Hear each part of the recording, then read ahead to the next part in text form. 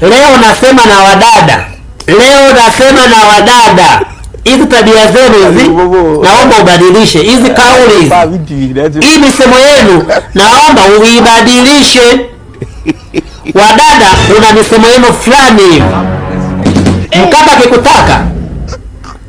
akikutaka wewe mdada, kuna misemo yenu fulani hivi nyinyi wadada.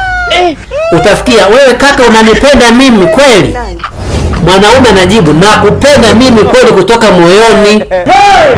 Wewe kaka muongo. Kwanza nyinyi wakaka baba yenu ni mmoja. Siwaamini.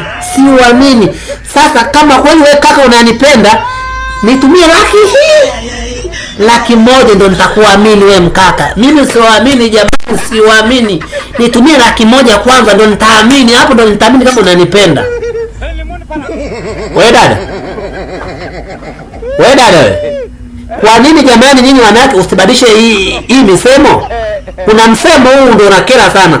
Nitumie laki moja au nitumie hela nitaamini. Ukinitumia laki moja au 50,000 nitaamini. Sasa mimi jamani nawaomba nyinyi wadada, badilisheni huu msemo. Sije nitumie hela ndo niamini. Semeni hivi, naomba nilale na wewe mwezi mmoja ndo niamini kama utaniacha kweli. Nikilala mwezi mmoja na wewe, tukifanya mapenzi na wewe mwezi mmoja, kama utaning'ang'ania ndo nitaamini. Fanyeni hivyo. Fanyeni hivyo, huyo msemo ubadilishe.